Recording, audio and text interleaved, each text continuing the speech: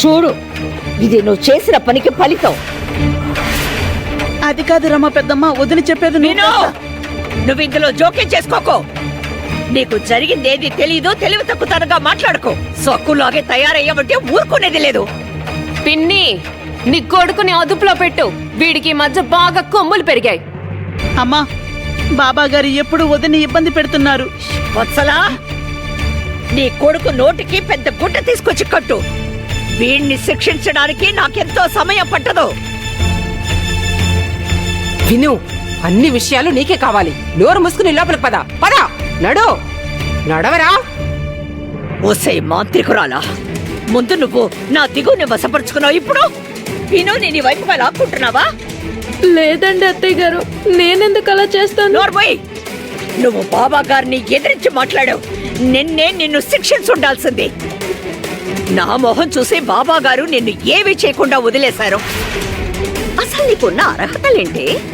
బాబా గారు గట్టిగా ఊదారంటే ఆయన ఆగ్రహ జ్వాలలకి నువ్వు మాడిపోతావు. సకు, ఇంత జరిగినా నీకు అర్థం కావట్లేదా? నువ్వు నిన్న చేసిన ఘనకార్యానికి గురు జింగరోబా గారు ఈ గ్రామం మీద ఆగ్రహించారు. నువ్వు చేసిన తప్పుకి గ్రామస్తులందరూ విలవిల్లాడుతున్నారు. కానీ నువ్వు మళ్ళీ మళ్ళీ తప్పు చేస్తున్నావు. వెళ్ళు, వెళ్ళు, నువ్వు నా కళ్ళ ముందు నించోకుండా వెళ్ళిపో. వెళ్ళు, లోపలికి వెళ్ళు. నా రక్తం మరుగుతోంది. నువ్వింకా నా కళ్ళ ముందే ఉంటే నిన్ను ఖండాలుగా నరికేస్తాను. అత్తయ్య గారండి, ఇందాక మీరే చెప్పారు కదా ఇంట్లో అడుగు పెట్టడానికి వీల్లేదు అని. నువ్వు ఇలా చెప్తే వినవే. అయ్యో అత్తయ్య గారండి, వద్దండి. అత్తయ్య గారు, కొట్టకండి. ఇంటి బయటే ఉండాలని ముచ్చట పెడుతున్నావా? లోపలికి వెళ్ళమని వదిన నీకు అనుమతి ఇచ్చింది కదా. ఒంటితనం చేయకుండా వెళ్ళు. ఇంకా ఇక్కడే ఎందుకున్నావు? వదిన చేతుల్లో దెబ్బలు తినాలని ఉందా? అలాగే, లోపలికి వెళ్ళు.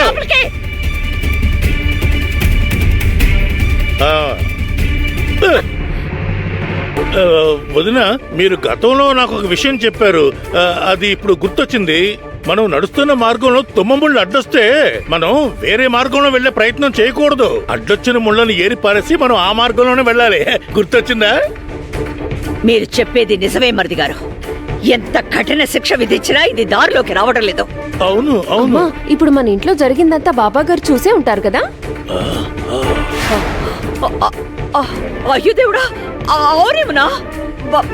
బాబా గారు ఇదంతా చూస్తే నా మీద కోపగించుకుంటారు. ఆయనకి కోపం వస్తే మళ్ళీ నాతో మాట్లాడరు. మరిది గారు, మీరు నాతో రండి. వెంటనే వెళ్ళి ఆయన్ని కలవాలి.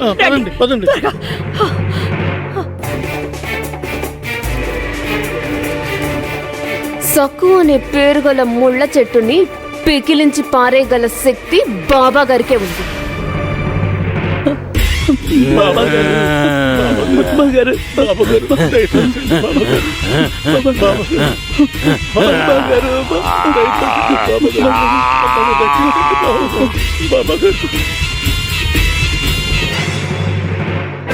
బాబా గారు నిన్న రాత్రి సక్కుని ముగిద్దాం అనుకున్నారు, కానీ అది విఫలమైంది.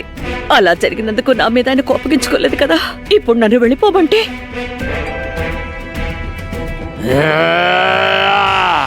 బాబా గారు, బాబా గారు, బాబా గారు, బాబా గారు, బాబా గారు, క్షమించండి బాబా గారు, నన్ను క్షమించండి బాబా గారు. ఇందులో నా తప్పే లేదు బాబా గారు. బాబా గారు, క్షమించండి బాబా గారు.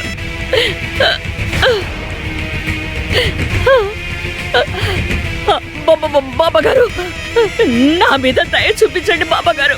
బాబా గారు, ఈ ఊరి ప్రజల మీద దయ చూపించండి. గురు జిగ్రోబా గారి ఆగ్రహానికి ఊరంతా తగలబడిపోయింది.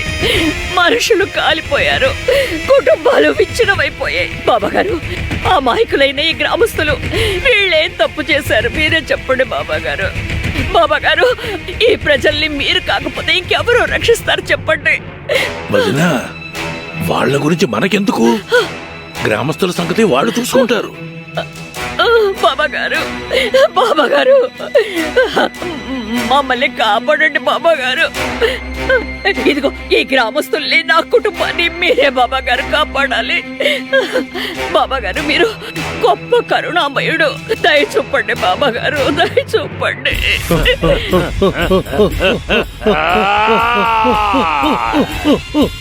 ఏ